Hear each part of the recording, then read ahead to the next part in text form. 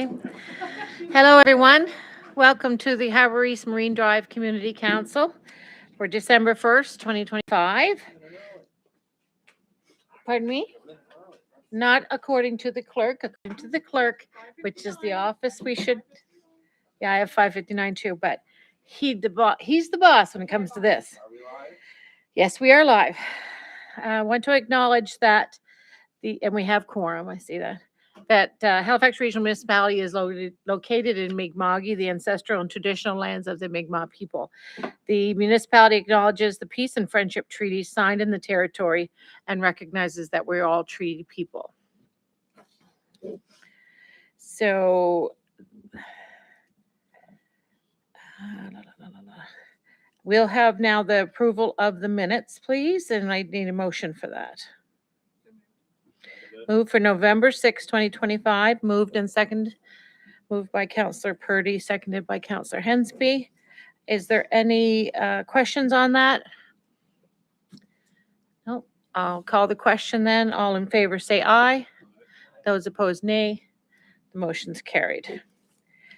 Approval of the order of business and approval of additions and deletions.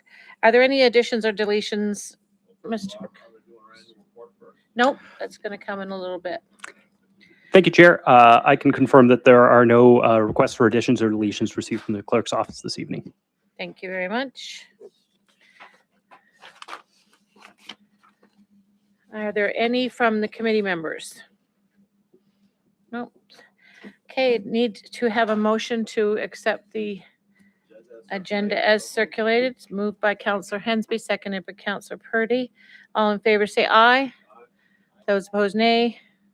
Motion is carried. Business arising out of the minutes. We have anything of that nature, Mr. Cook? No. Now a call for a declaration of conflict of interest. Do we have any of that this evening from committee members? Not seeing any then. We have no motions of reconsideration, no motions of rescission. We have no consideration of deferred business nor notices of table matters. We'll now move forward with our public hearing. This is a public hearing for planning application 2024-00294, a development agreement for 119 Merrimack Drive in Cole Harbour.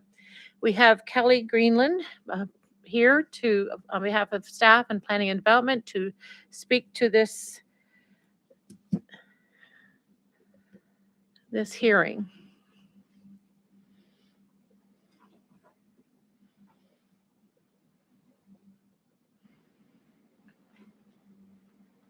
All right, am I good to You're go? ready. There we go. Perfect.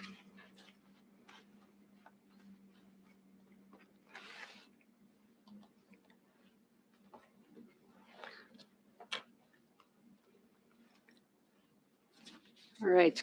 Good evening, members of the Harbour East Marine Drive Community Council. My name is Kelly Greenland, and I'm the file planner for this application before you this evening, namely Plan App 2024-00294, which is an application to enter into a development agreement for the lands known as 119 Merrimack Drive in Cole Harbour. The application was submitted by Fathom Studio on behalf of the property owners of 119 Merrimack Drive in Cole Harbour. The application is a request to enter into a development agreement. The proposed development includes an existing 41-unit residential apartment building, reconfiguration of the driveways and parking area, and a new 8-unit residential building.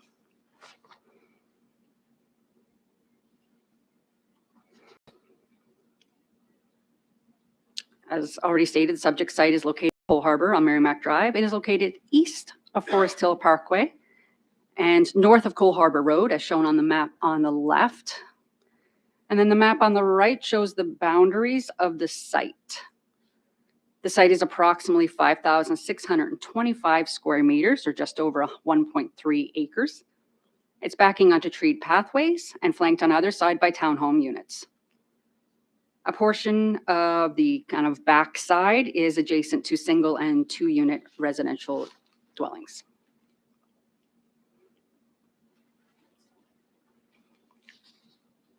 For further context, here are some photos taken as recently as this morning The first one shows the site from across the street. So we're looking northeast. And you can see the existing apartment building there at the kind of the back of the photo.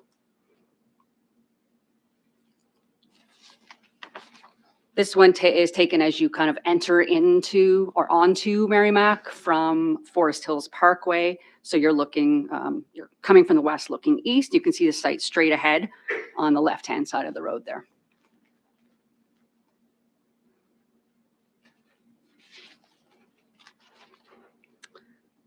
So the next few slides, I'm just going to give you an overview of the policies and the process in general and specific to this application. So generally, we have 3 layers of land use policy which govern land use in the HRM.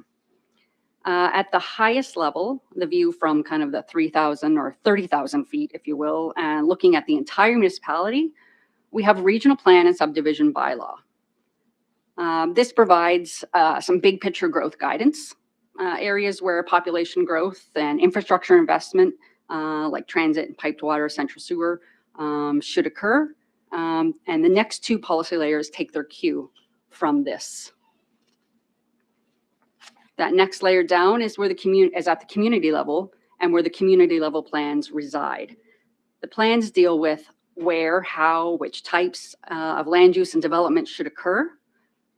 This type of plan can also outline types of development which may be considered under certain eligibility criteria, often with more involved review and council approval. The community plan for this application is the Cole Harbour Westfall Municipal Planning Strategy.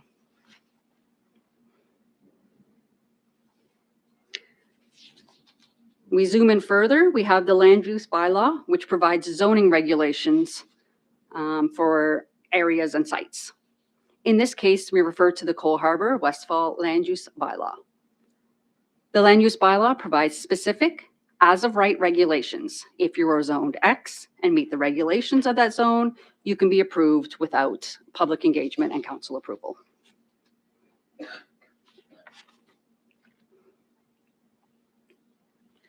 This flow chart provides the typical process for an application to enter into a development agreement.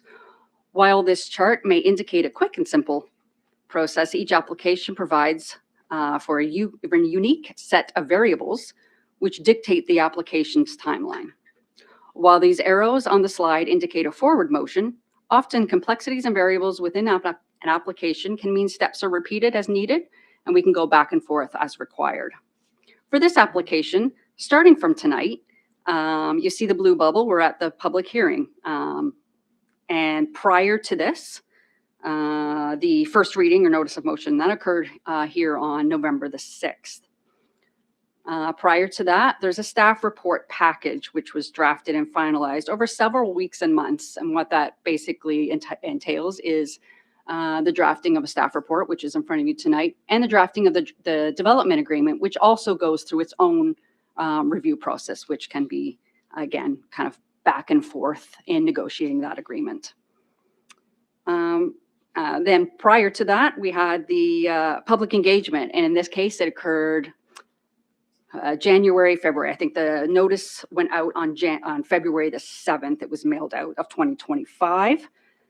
And then prior to that, we had the initial stages of an application review, where the department's internal and external agencies take a look at the application and see if there are any major issues, impacts, and anything that is missing or needs to be addressed.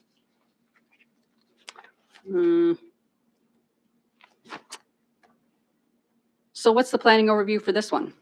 Looking at this site in the planning context that I just described, we can note the following. The site is serviced centrally for both water and sewer. The zone currently applied to the site is R4 or multiple unit dwelling zone, which allows for multiple unit dwellings up to 6 units and existing multiple unit dwellings over 6 units. The designation given by the Cole Harbour Westfall Municipal Planning Strategy is urban residential. The existing use is a 41 unit apartment building. And as discussed under the umbrella of the community plans that I talked about previously. We're here because there's a policy which enables or allows for the consideration of applications for development agreements for multiple unit dwellings over 6 units, which in this case is specifically policy UR10. So what does UR10 say? It states that notwithstanding policies UR2, which is a policy that directs zoning for single unit dwellings in open space, and notwithstanding UR9, which is a policy that directs the establishment of multi-unit designation zones permitting those less than 6 units. Within the UR designation, which this is, it shall be the intention of council to consider multiple unit dwellings over 6 units via the use of a development agreement. So that's how we got here tonight. What does this policy, what criteria does this policy set out? These guide council in the decisions that are made on such applications, and also guides what we do in the review process and kind of what we look for. In this instance, we are looking at things like separation distances from low density residential, compatibility, site design, proximity to community facilities, adequate capacity of municipal essential services, and the impact on traffic circulation, in particular siting distances and exits and entrances to the site. The policy matrix, which was submitted as part of the staff report package, contains the evaluation of this specific policy criteria.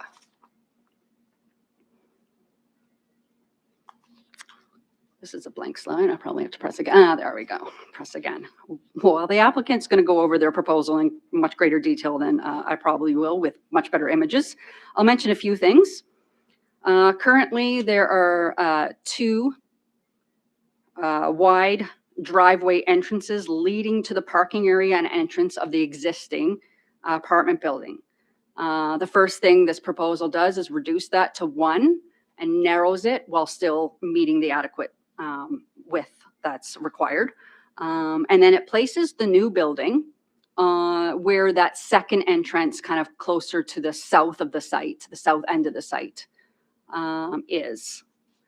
And that's where the new building, it reconfigures the parking to allow for that to happen, and removing that second driveway entrance. Kind of a comparison here. We show the image of the existing building and the parking, and then the one on the right shows you the site plan. So as you can see at that bottom kind of corner, front corner of the site is the new building. It's removed that second driveway and some of the parking. And that's how we can fit that in there quite nicely with the adjacent built form.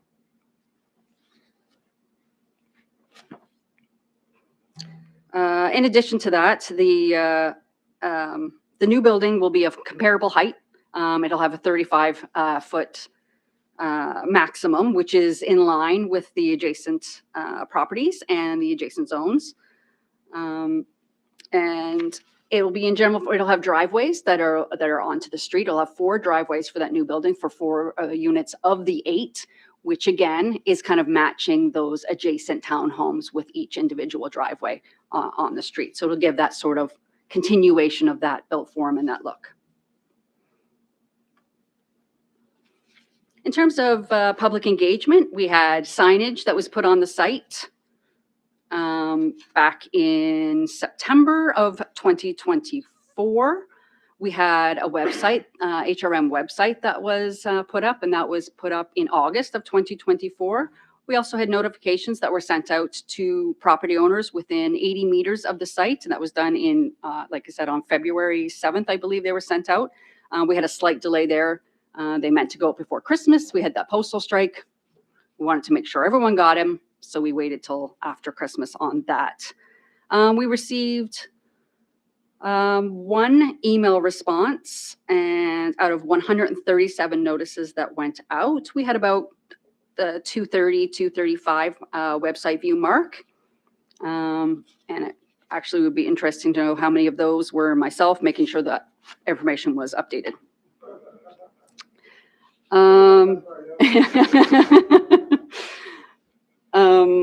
The one response we did receive via email was from a neighboring property regarding drainage. The owner had experienced some flooding previously, and they were concerned about the reconfiguration of the parking and driveway and redevelopment on the lands, and they wondered how it would impact the drainage onto their property.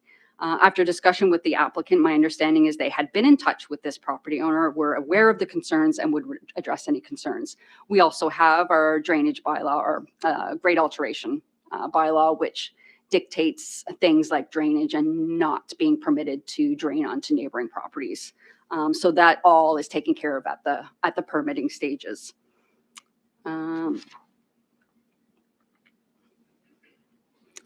I just said that. So elements of a development agreement. So when we're reviewing an application for a development agreement, we have to draft a development agreement regardless of what we recommend or what council's decision may be. And that goes as part of the report package. Some of the key aspects that we include in a development agreement are highlighted here. For instance, in this case, we show surface parking and the access layout. So at the location of the buildings, we have maximum heights, we have lot coverage maximums, we have minimum setbacks, and then we have minimum amenity space requirements. While there is underlying zoning, what basically happens is a development agreement is in essence the zoning for that site specific to that development. In most cases, anything not addressed or regulated in a development agreement is then regulated or dictated by the applicable zone, the regulations within the zoning bylaw, unless stated otherwise in the agreement. A development agreement can also include changes that may be subject to a non-substantive amendment process. It's important to note that while that may sound like a simple slider under the radar sort of changes, there's still a pretty significant review process for those applications. It just doesn't come to council, it goes to the development officer. As a thorough review process for that to ensure, the point of that is to ensure that the changes do not go against the intent. They may be more minor in nature, they may be something to do with a small detail of a layout that doesn't affect the intent of what the development agreement was trying to achieve. So the staff recommendation contained in the staff report was arrived at that detail analysis, and we looked at all the relevant policies in all the layers of planning policy. We recommend that the Community Council approve the proposed development agreement, which is in the same form as set out in attachment A of that report package dated October 14th. Thank you so much, and I'm happy to have any questions. Thank you, Kelly. And we do have some questions. Councillor Mancini? Thank you, Madam Chair. Kelly, first of all, I got to say, well done. I've sat in these chambers and other chambers to listen to development agreements, and the way that you explained it, the DA agreement process, the policy considerations, the elements of the DA agreement. For all of us, we know it, but the people sitting behind, very often during this part of the presentation, their eyes are blank. So I didn't see as many eyes blank. So well done. I think we need to do more of that, speak in language that people can understand, that not through this. But well done. Thank you. A couple of just quick questions here. Can you explain again I did miss the driveway piece. Maybe I just wandered off. Why they're removing one driveway? Is it they're making room for the building? Is that the reason? For the most part, yes, Yeah, it's okay. to make room for the building. And right now, the two driveways are kind of wide with a little bit of a grassy area in between. And so there's kind of this monotonous pavement at the Okay. frontage of the site. So it was the spot that made most sense for the building to bring it up to the Right. front to be in line. And so they had to remove that driveway. And there was no feedback from the general public on that piece? Nothing Not that sure. I've received. Okay. no. Last question is, since they're adding a building, a question I always ask is, are there any considerations, and maybe this is for the applicant, but for EV chargers in the new piece they're adding? I'm not sure. We'd Okay, have to I'll ask- ask that question. ask the Yep. applicant. Thanks, Kelly. Appreciate it once again. Well done. Good job. Councillor Austin? Thank you. Just one question. When you had the before and after up there, and one was the planning spec and one was the Google satellite thing, I couldn't make out in that. I mean, it's a weird shaped lot on that long L that Mhm. goes into the backyards, if I can call it an L, that leg that runs Yes. behind the townhouses. Um, is the paved parking area in that section getting like, is there more parking getting added in that or not? It looks like it's elongated a little bit. Maybe by. I can ask the applicant. Yeah, the number of spaces the applicant would know. I'm just wondering if there's more pavement going behind the townhouse properties. Yeah. Yes, there is a little bit. Yeah. Okay, thank you. Thank you. Is there any other interested questions? No, and I'm going to just back up for a second because I forgot to ask the clerk if there's any additional correspondence that was received today that council would not, or committee would not have been given. Thank you, Chair. I can just confirm that there were 2 pieces of correspondence, I believe, for this item that were circulated ahead of the meeting as part of the agenda packages and materials, and those have been distributed to all members. Terrific. Thank you. Thank you, Kelly. Seeing no further clarifications, we now open the public hearing. Thank you.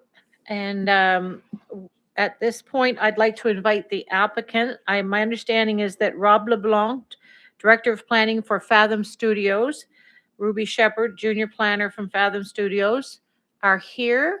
And there was some question as to whether Ross Cantwell, Yes. who Ross owns is the here. apartments, is here. Okay, and will you all be speaking? I'll be speaking, and then Ross is also going to give a. Okay, all right, thank you very If much. you want to come up, then we can.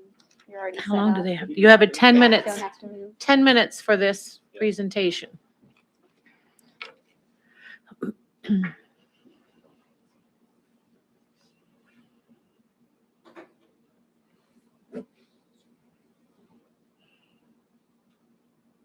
Oh.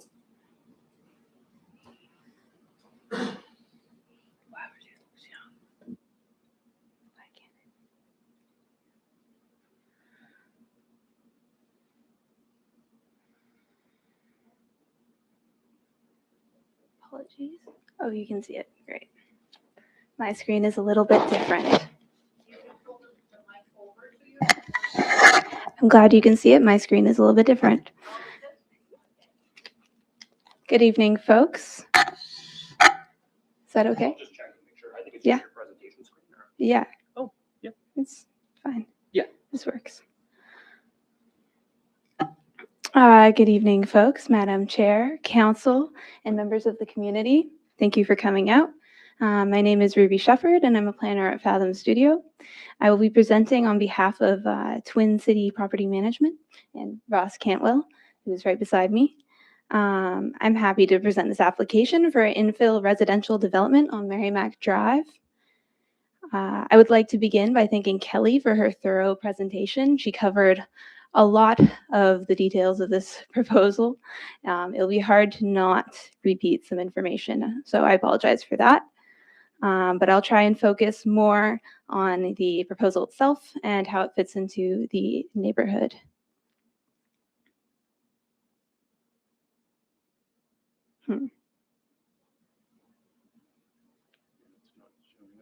Yeah.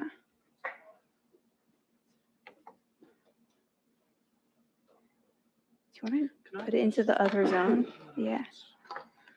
Apologies.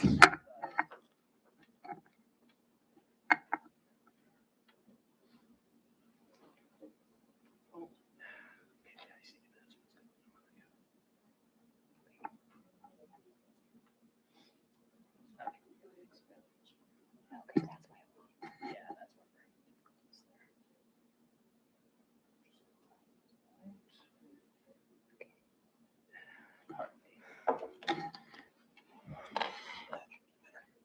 Great, now we're properly set up. So, as you now are aware, the site is located on Merrimack Drive. It's just east of Forest Hills Parkway. The lot is approximately 1.39 acres in size and has roughly 35 meters of frontage on Merrimack Drive. Currently, the site has one multi-unit residential dwelling with 41 units and 50 surface parking spaces. The building was constructed in the late 70s when much of the area was developed.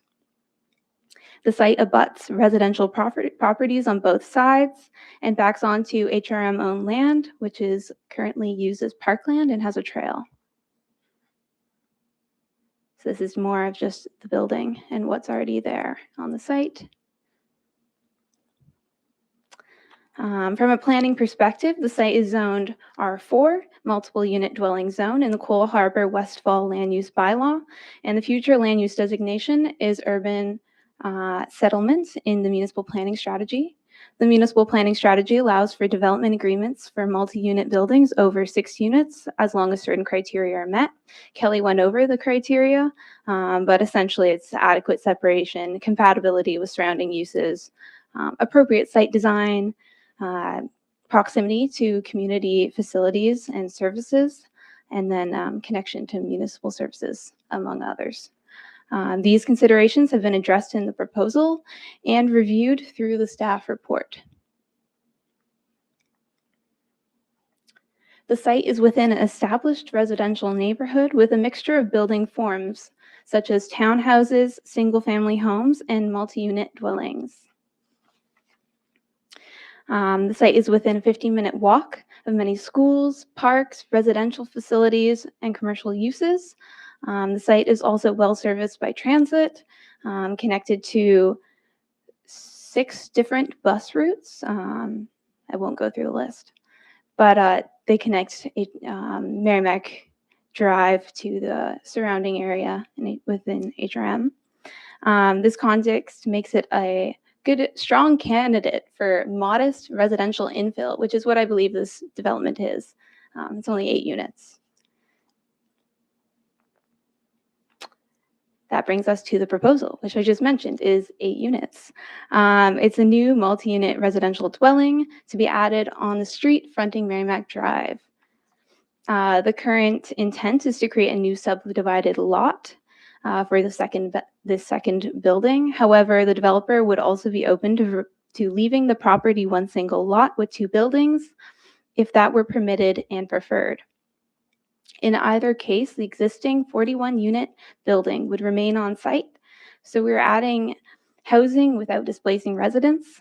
And in order to do this, we do have to remove the second driveway and reconfigure the parking lot, as Kelly did mention as well.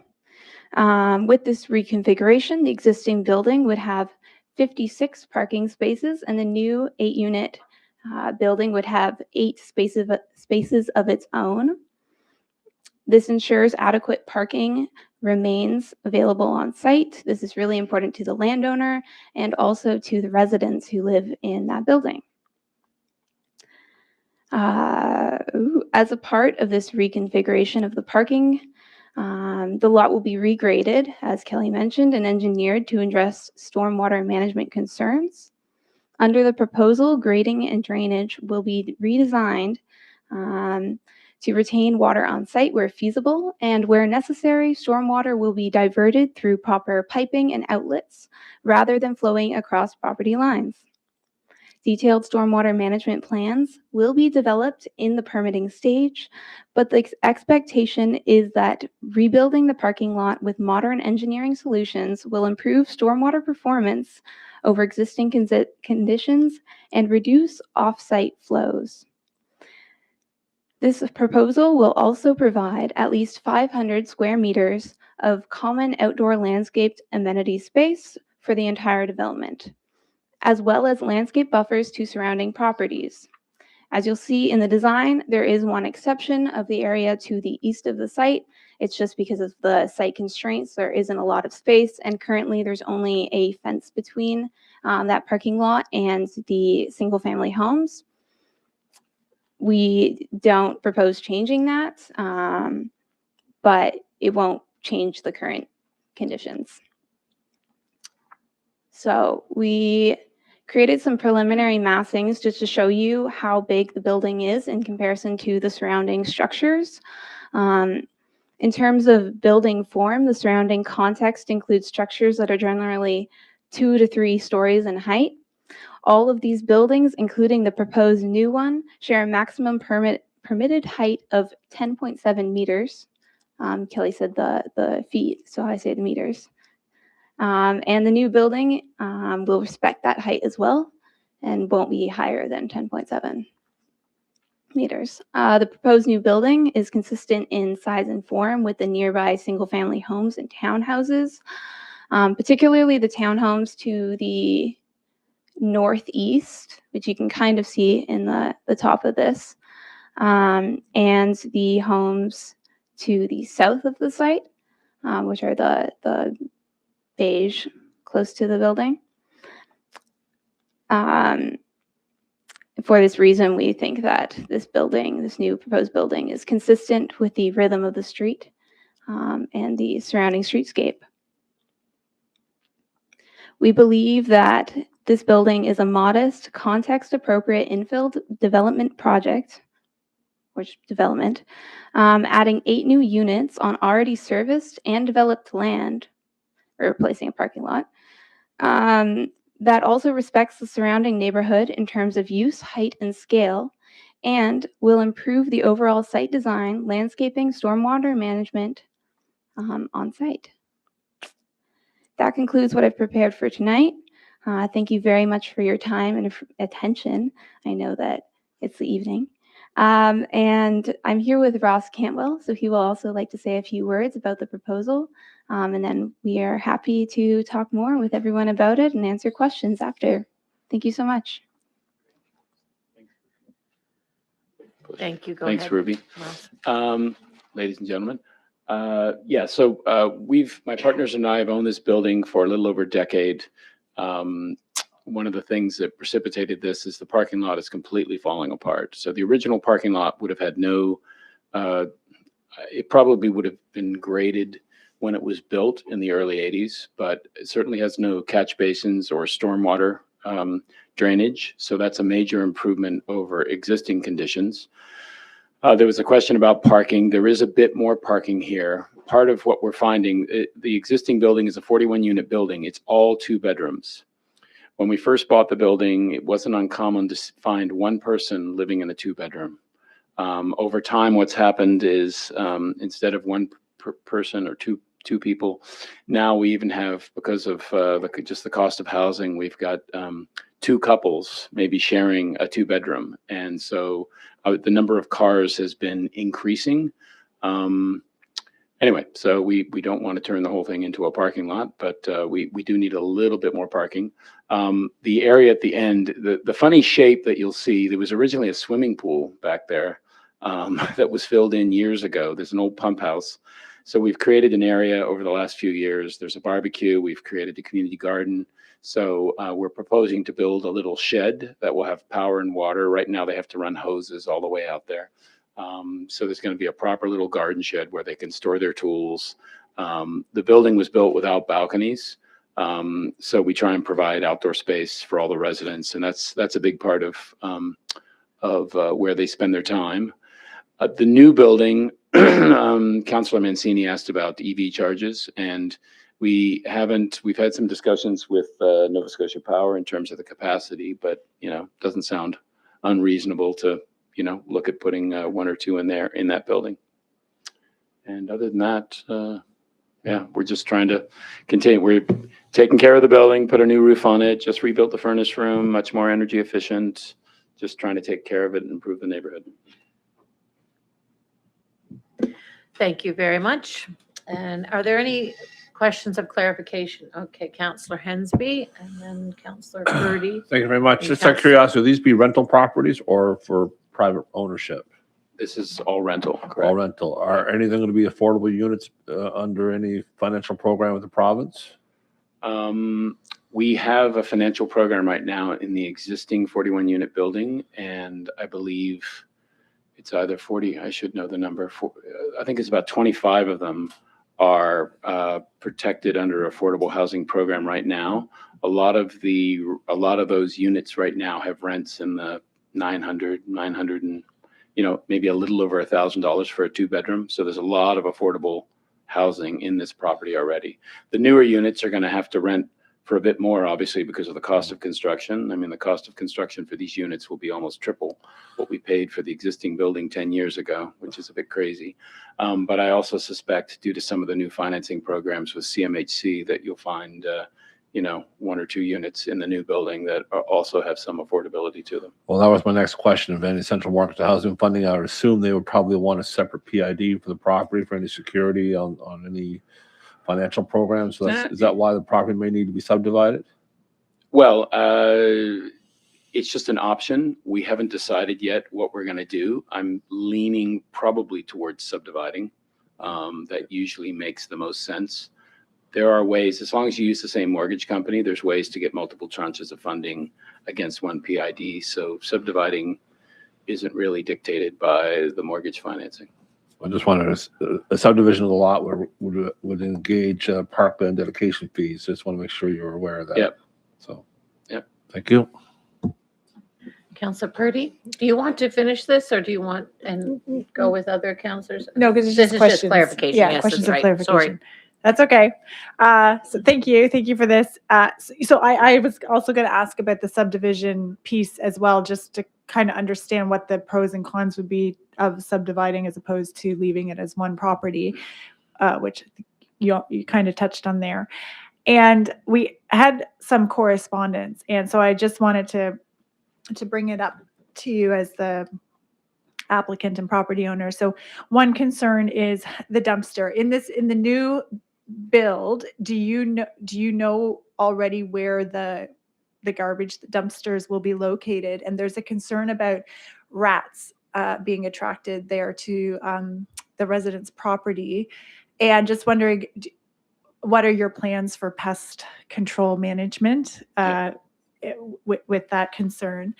And also, you have said this a couple of times, but just to clarify that with this new regrading of the parking lot, you will be addressing the historic stormwater runoff Yes. issues and it will be fixed. And so the Yes. properties surrounding won't experience that anymore once this Yeah. is. Yeah, I've completed. had conversations with at least one owner on Claremont Crescent, and we know there has been runoff into the backyards of those properties.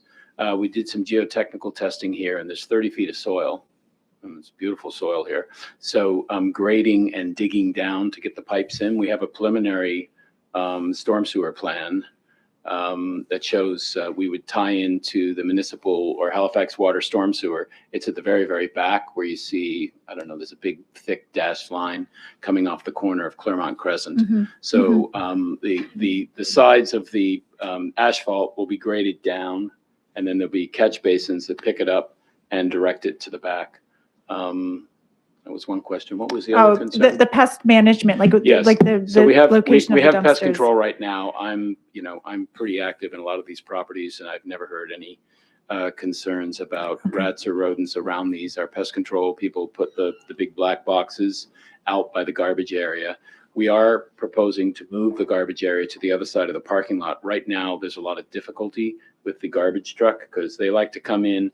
In these bigger buildings, you have a dumpster, you don't have little totes. Mhm. And so the garbage truck likes to drive in, lift it up, toss it in the back, and then come out. And so in the current location, it's a lot of turning for the truck, and the current location backs up against an existing property. And, we built screens around it. So this will be screened in with a fence. Okay. There is pest control. There will be a big, pest control bait station out there. And to date, it's never been an issue. Okay. You can see it's at the end of the driveway in. It curves and goes straight. I don't know if You're not able to highlight it Thank with you. your little pointer. it's. So what Can you- exactly are you pointing out? Oh, Where there the we Right go. there. dumpsters Yeah. are going to be. Right Right there. Okay. Yeah. Thank you. Yeah. And just on the stormwater management, it's part of the development agreement process that there have to be grading plans and stormwater management. Okay. Those already exist. Yeah. Yeah, that's They've all right. been Okay, prepared. Councillor Mancini. The grading plan was also in the package that I believe was distributed. Thank you, Madam Chair. Ruby, thank you for the presentation. Mr. Catwell, thank you for the response to the EV chargers. I think in all new buildings like this, we should make sure there are at least 1 or 2 EV chargers. That's great news. Ruby, can you bring up your rendering slide? Yeah, right. That's fine. So I realize this is just an artist rendering, but there's steps going up into the building. Is that what's going to happen? Is there room for accessible access to the building? Yeah, that can be figured out later in permitting, but the reason why there are steps is because we can get like 2.5 kind of stories there. So that basement unit is just a little bit, is sticking up a little bit, and that's why there are steps. That's pretty typical with townhouses. If you look Right. at the townhouses to the northeast of the property, it's the same. There are also steps up. It's just to get more space in the building.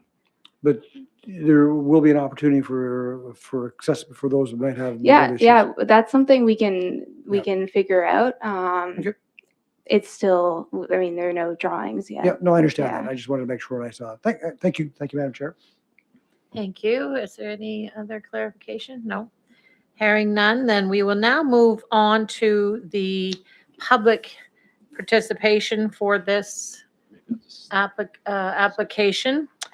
I have 3 people signed up on the in-person public hearing sign-up sheet.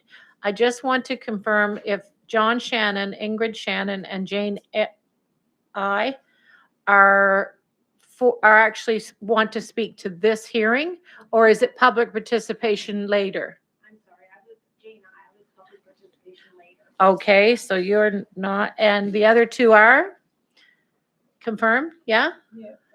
Okay, terrific. So with that, we will now move to that list. Members of the public will be given 5 minutes to address this topic. When I call your name, you may come up to the microphone, and please begin by stating your name and community in which you reside and for the record.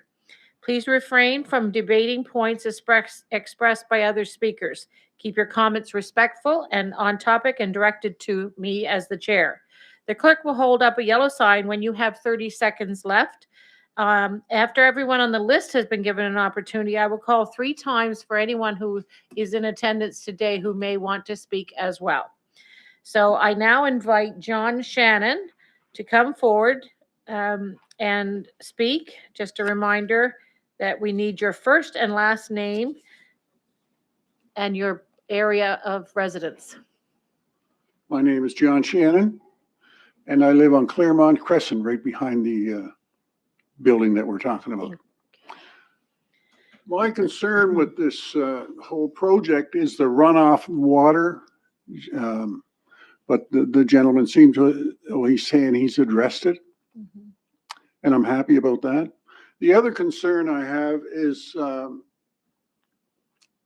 garbage disposal system is terrible. And he wants to move that, or his company wants to move that from the present location back against my property line and my neighbor's property line. And I would like that changed, because by the look of his photos here on the screen, he has ample room for those garbage containers to stay over next to his new building. Those are my concerns. Thank you. Does And I'd anyone like those addressed. in the committee have a question? Councillor Purdy. No question, but I will ask at the end of this. We have an opportunity for the applicant to come back and address Okay. the issues. So Great. I'll bring this up. Thank you. Yes, thank you. That's all I want to say. Okay, thank you, Mr. Thank you. Shannon. And now Ingrid Shannon. No, you're good? Okay, thank you. Now call 3 times. Is there anyone okay, you can come forward, sir, and state your name and your area of residence.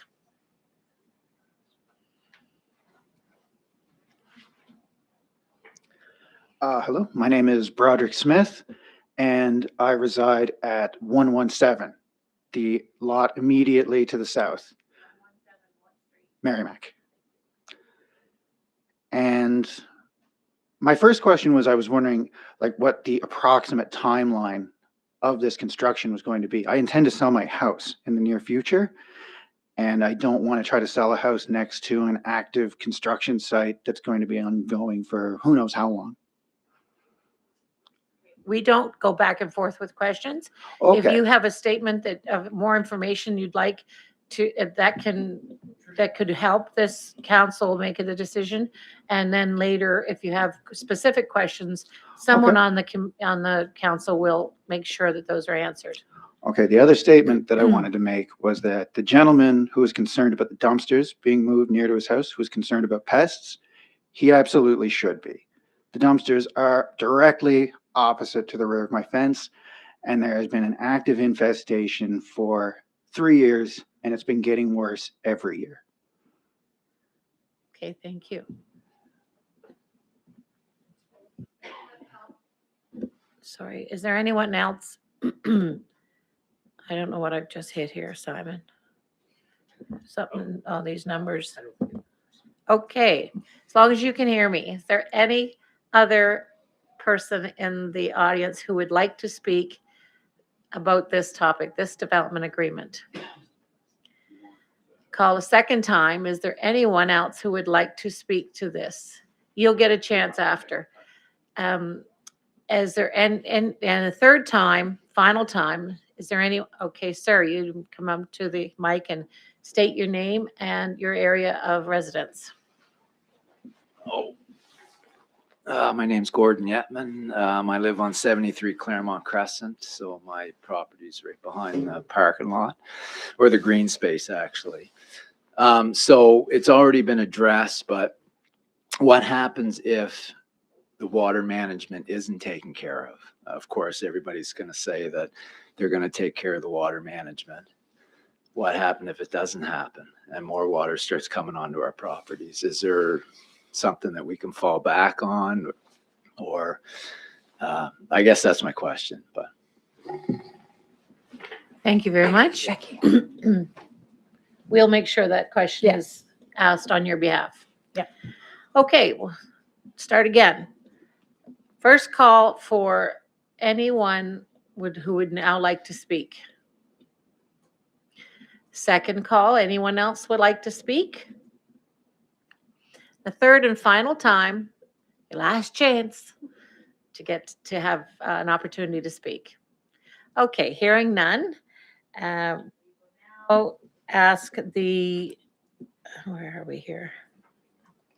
We'll now ask the applicant, so you can come forward for 5 minutes to respond to any points raised by the speakers.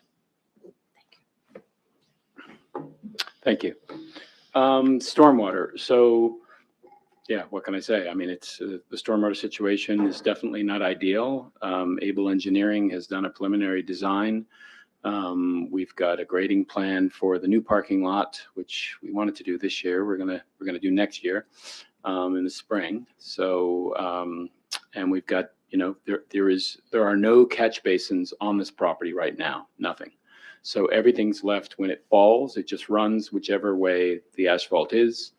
The asphalt, I think Councillor Purdy's been on this property. The asphalt is completely falling apart. So it will be completely removed, all new subgrade gravels. And the point earlier about the soil is it's not like on the peninsula where you've got rock. So you can dig down to the middle to get the proper grade. So everything runs to the middle. Catch basins ties into the back. I mean, that is going to happen. And I think that's a requirement of rebuilding the parking lot. The other one about, you know, pest rodent infestation. This is news to me that there is. Twin City Management manages the building on our behalf. I will be talking to them about this. It doesn't surprise me, though.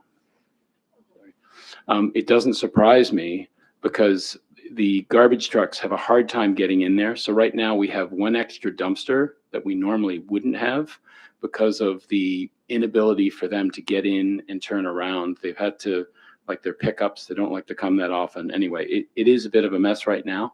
The reason we're relocating it is so that we can go, the truck can go directly into it. So we will put, there'll be a pad that it's built on, an asphalt pad. There will be, fencing, like womanized posts and fencing around it, gate, the whole bit. And we're all generating garbage, each one of us at our house and elsewhere. And the thing about apartment buildings is it's typically outside. So we're certainly gonna make it better than it is right now. Thank you. We have a question from Councillor Austin. Thank you. Just to clarify there, you mentioned that like you have to have 2 dumpsters right now. So with the No, intention, there's 3. 3. There's Okay. 3, which is ridiculous. I keep showing up and I'm like, why do we have 3 dumpsters? Well, the garbage company says we have to do this because it's so hard to get in. And So would the intent be with a new location to have fewer dumpsters and have the truck come much more often? yes, Yes. so there'll be 1 for garbage and there's typically 1 for cardboard. Mhm. And then you have totes for, recycling and compost. Okay. And that will all be within 1 enclosure. Right now, there's some fencing around it, but it is kind of spread out. It's certainly not an ideal situation right now. Okay, thank you. Councillor Purdy? Thank you. Okay, so thank you for addressing the stormwater. I'm also going to ask our staff when they come what the ramifications are if it doesn't fix the problem, but it sounds like it probably will. Wondering if you could also answer the timeline of the construction, like when it's going to start, how long you expect it will take to do the build, and just on the pest control again for the residents that are in close proximity to the new proposed location, are they able to contact Twin City? Like, is there a contact that they can contact if they Yeah, see sure. a problem that's not being addressed to bring to Yep, we your can provide attention? them with that. Okay, perfect. Absolutely. Thank So you. construction timeline, so there's a shortage of housing, and we're prepared to go on this in the spring. So subject to the development agreement getting finalized, we would go, straight into detailed design for the building. It's probably going to be a mix of 1 and 2 bedrooms, and that'll depend upon the layout. And we may be looking at using a modular panelized, something to speed it up, but I would expect, 12 months, start to finish. 12 months. Yeah. Okay, that's fast. Thank you. Any Thank further you. questions of clarification? No? Hearing none, we would now ask for a motion to close public hearing. Moved by Councillor Purdy, seconded by Councillor Austin. Okay. It just, now I think that Councillor Austin has a question. Oh, no, question on the motion. All in favor, say aye. Those in favor, against, nay. Motion is carried. Yeah. So members of council can ask for clarification with staff when they're doing their debate. So what's the wish of council? I'm Councillor Purdy. Would you like to put the motion on I the floor? will. Thank you. I move that Harbour East Marine Drive Community Council 1 approve the proposed development agreement, which shall be substantially of the same form as set in attachment A of the staff report dated October 14th, 2025, and 2, require the agreement be signed by the property owner within 120 days or any extension thereof granted by council on request of the property owner from the date of final approval by council and any other bodies as necessary, including applicable appeal periods, whichever is later. Otherwise, this approval will be void and obligations arising hereunder shall be at an end. Thank you. Councillor Purdy, would you like to speak to this?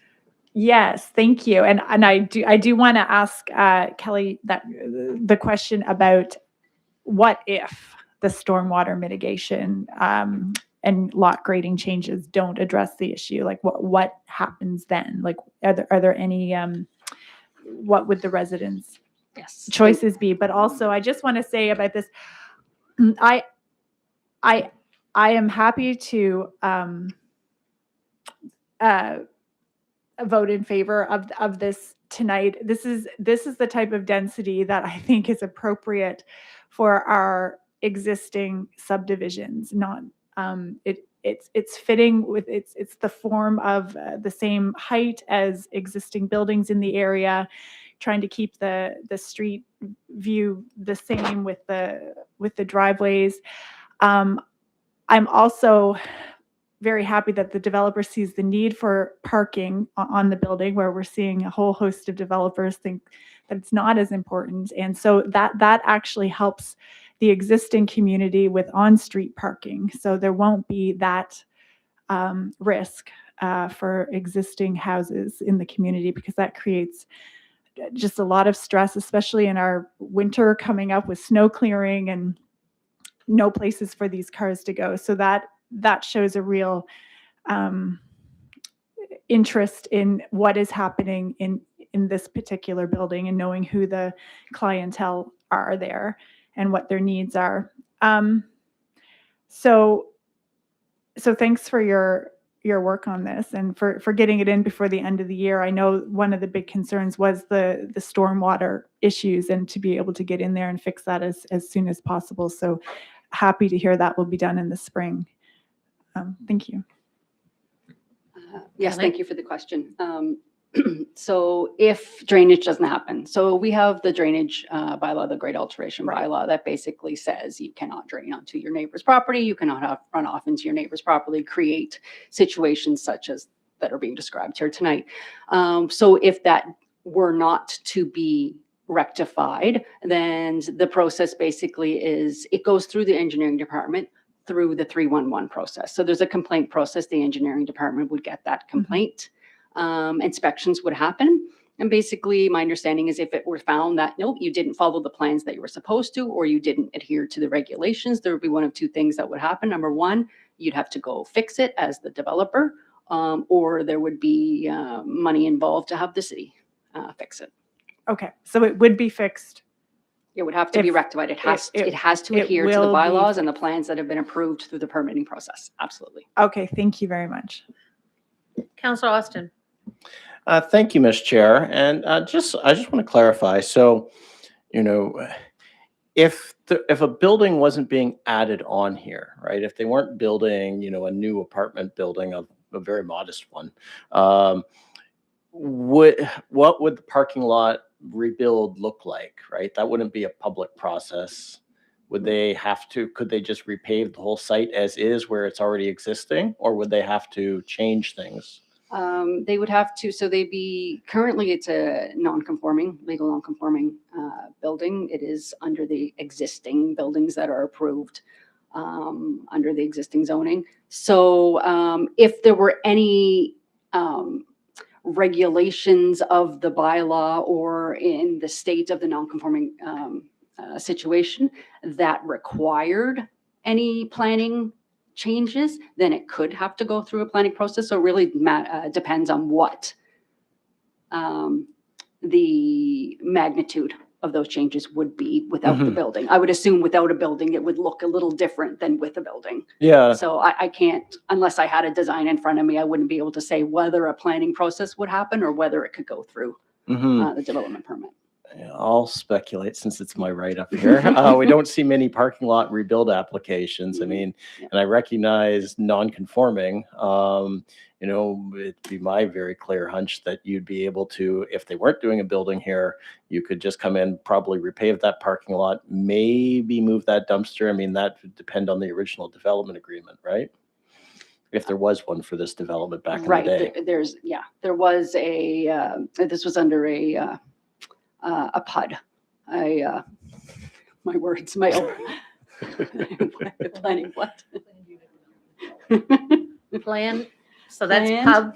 Yes. PUD, planned unit I development. came from Alberta, just in case anyone, that's where my mind was before. I'm still learning all the terms.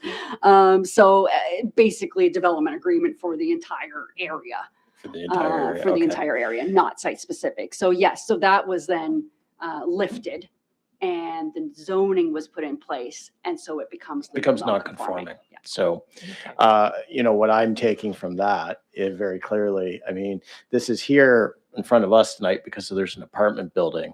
They don't necessarily need to change that parking lot if it weren't for that building, and they don't necessarily need to get permission from council to move a garbage dumpster. All of these are pluses Right. that, if we get the drainage of this parking lot fixed and that benefits the neighborhood, all the better. If we get the garbage situation taken from 3 dumpsters down and more regular pickups, that's benefit to the neighborhood. And all those are things that we as a council couldn't require. They're only here because of this apartment piece. So I think the neighborhood, there's far more upside potential here than downside in terms of the community. The last thing I would add, I agree entirely with Councillor Purdy that this is a very thoughtful addition, gentle density into the neighborhood. I think the only thing for colleagues to think about with the suburban plan is this is exactly why we need a suburban plan, because it's kind of madness that we've have to go through such a long and lengthy process like this just to do such a very modest infill development. This is the kind of problem we tackled in the center plan area, and we now definitely need to do this in the suburbs, because this probably shouldn't be before us, really.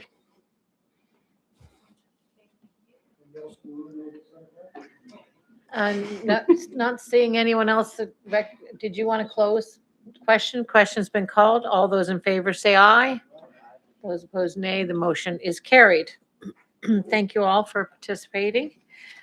Now we move into public participation. So this is where, Jane, you would be the first person to come up. I think we should just do correspondence and petitions first if we can. Where is it? Oh, okay, just before, you can come up and sit down. Just before we do that, we'll just clean off correspondence. Is there any other correspondence not related to the public hearing? Thank you, Chair. Yes, so in addition to the correspondence which was circulated for item 10.1.1, there were also several pieces of correspondence related to item 15.1. Those have all been circulated to members of council. Thank you. And are there any petitions? None received through the clerk's office. Any from council?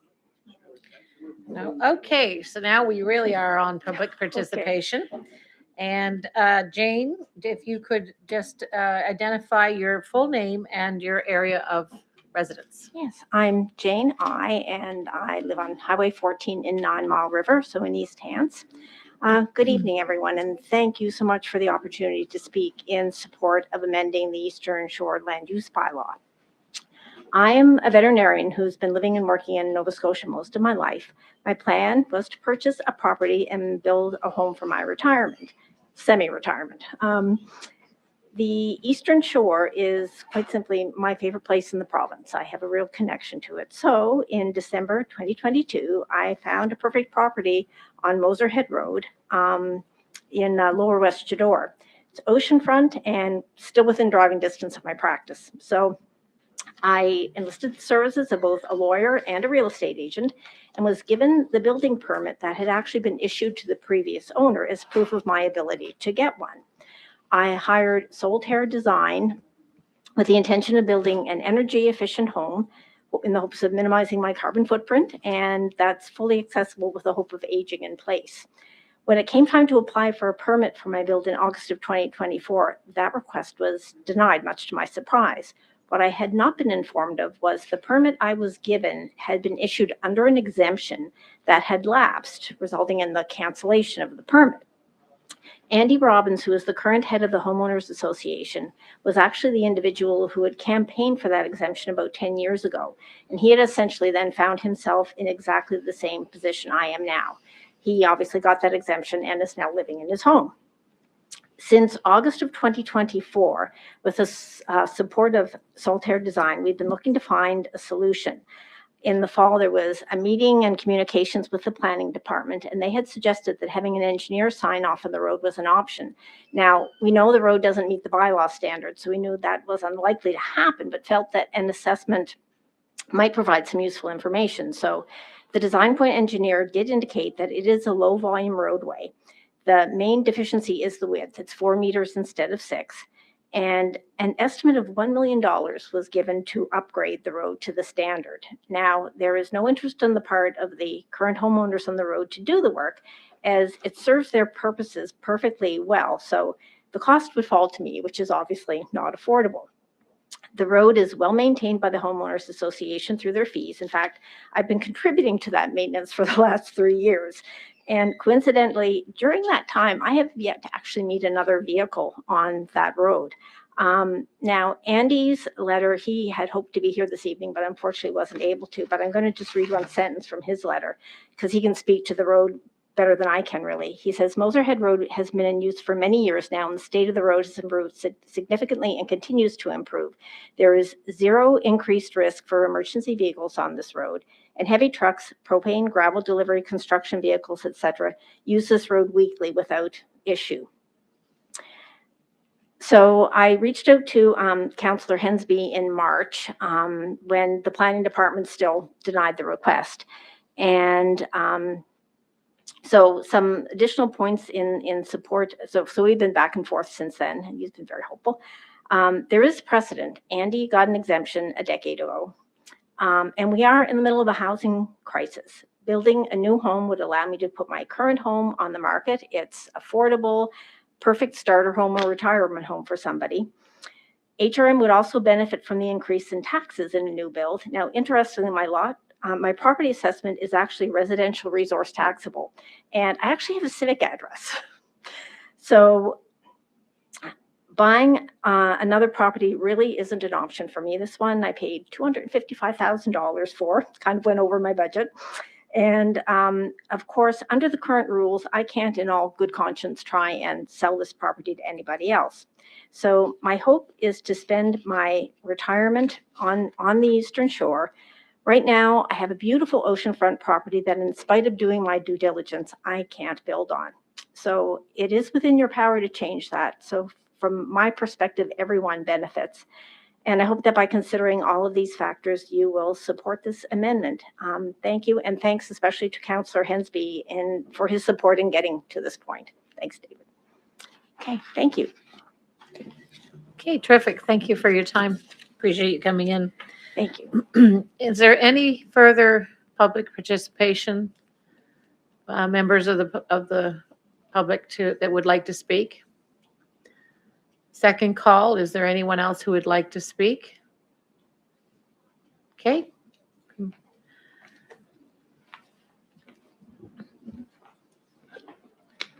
Oh, good evening, Council. My name is David Melvin. I'm a lawyer here in Dartmouth, and I'm appearing on behalf of a client of mine, Ocean Bay Development, Inc. They own 130, I believe it's Moserhead Road. Just simply to speak in favor of the amendment.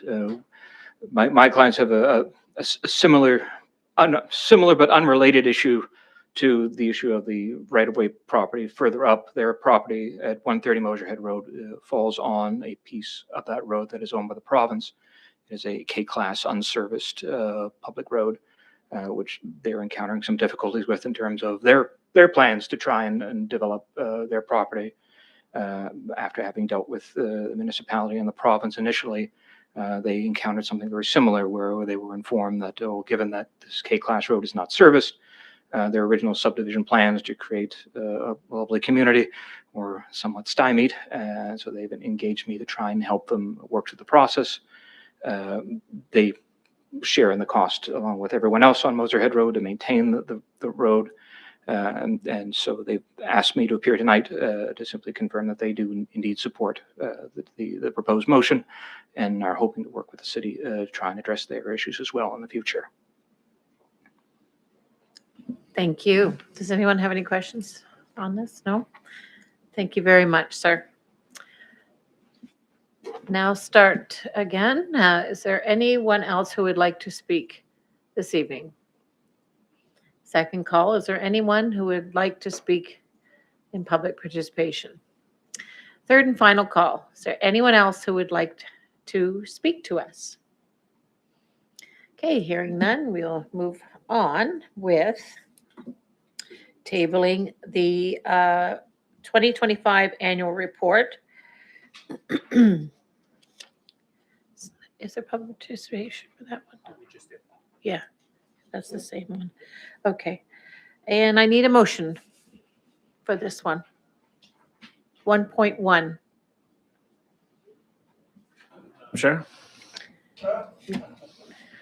I Madam think Chair? council, you'd like to put it on Councillor Hensby? Doesn't matter. The motion is that the Harbour East Marine Drive Community Council table the 2025 Harbour East Marine Drive Community Council annual report as presented. Seconded by Councillor Purdy. Is there anyone who'd like to speak to this? No? I'll call the question. All in favor, say aye. Aye. Those opposed, nay. The motion is carried. There are no information reports, excuse me, no information reports brought forward. There are no reports. We are now on 15.1 for motions of councillors. Councillor Hensby, I believe you have one. Thank you very much, Madam Chair. The motion is that the Harbour East Marine Drive Community Council direct the acting chief administrative officer to provide a staff recommendation report regarding amendments to the Eastern Shore West land use bylaw to consider extending the timeline identified in section 4.4E subsection 4 as it relates to this shared private driveway known as Mosher Head Road and the requirements that to be constructed and certified by a professional engineer to the design standards contained in Schedule E and any additional requirements that might be necessary to ensure the appropriate emergency access is provided. Seconded by Councillor Purdy. Councillor Hensby, would you like to speak to this? Some of you may remember this is one of those roads in the rural parts of Halifax that has these large 25-acre lots that were under the subdivision provincial rules and stuff that didn't require municipal subdivision rules.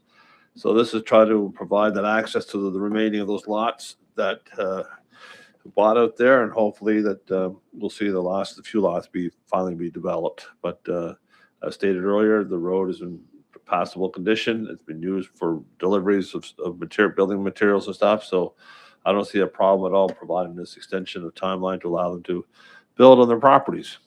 So hopefully we'll look forward to the report. Councillor Austin has like to speak to it. Thank you, Ms. Chair, and I'll look forward to report. I mean, what a mess, like honestly, where the new owner, if you happen to, and like, digging into the finer points of planning law, like, I mean, I can understand how you'd miss that. You acquire property and then guess what? Upgrading this is entirely up to you. I mean, but it's a darned if you do for the municipality because, if we do this extension in the future, we'll extend the timeline, but then the next owner who buys whatever other vacant piece of property's left, when they do that and the whatever a new timeline has expired, it's going to be the exact same situation. So I think when the staff report comes back, I think we need to think about whether or not we need this at all and whether there's a way to transition this, whether there's a way to try and upgrade this if it must be that everyone would contribute. Like what a mess.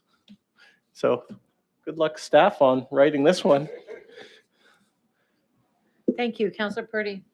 Yeah, I was just wondering if there would be a timeline estimate for the turnaround for this report because, well, the construction is pending this extension. There we go. I'm turned on. Good evening, Chair, members of council, Maggie Holm. I'm the acting manager of planning, urban and rural planning applications right now. All I can really say is that we are aware of the motion that Councillor Hensby has put on the floor, and I think he's been in conversation with some of our rural staff.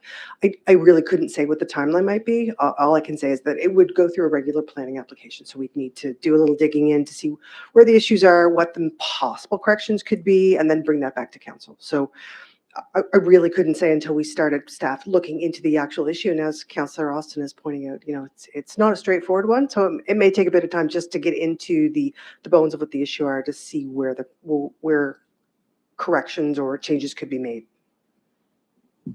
Okay, thank you. I just feel for the property owner and would like to see this done sooner rather than later so she can build her dream home.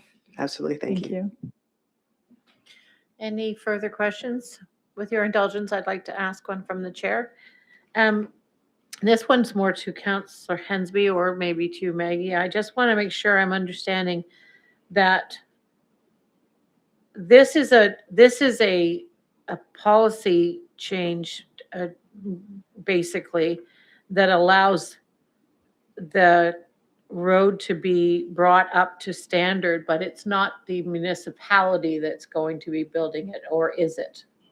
No. Okay. I just wanted to make sure it wasn't a workaround to get a private road. We have a lot of private roads Correct. in the municipality, and in particular in our rural areas, there's always a bit of a dance that we have to do just for the folks here on which road might get paved as we go forward. So I just wanted to make sure I was understanding what the question was here. It is to allow you folks to work together, I guess, to bring it up to a standard. No, That's, Maggie, can you respond to that? I'm only aware of what Councillor Hensby's already put on the floor. I don't have a lot of the background on this one yet. Counselor, do you have any answer to that? It's just that when we approved the Motorhead Road bylaw to allow for those large estate lots with 25 acre lots, we'd put a timeline in regards when they could be developed on the old K-Class Road, Motorhead Road. So the maintenance and stuff has been totally responsible of the property owners along the street. There's 7 houses already down that road along the ocean already. And this is just beyond the extension of where the last house is. And that's why she just wants to get the permit, basically to reissue the permit that she had, that had expired. So just so I understand, one of the presenters today talked about how bad a shape it's in and that sort of thing.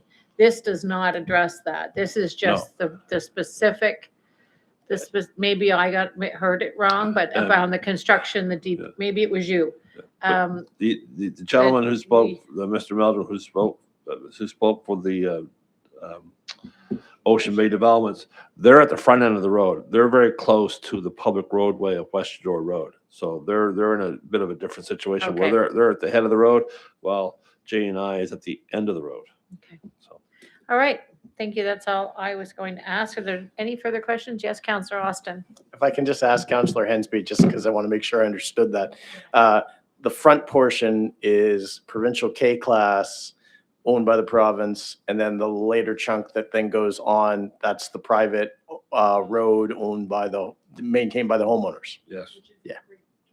Yeah. Shocking, the provincial portion's not, eh?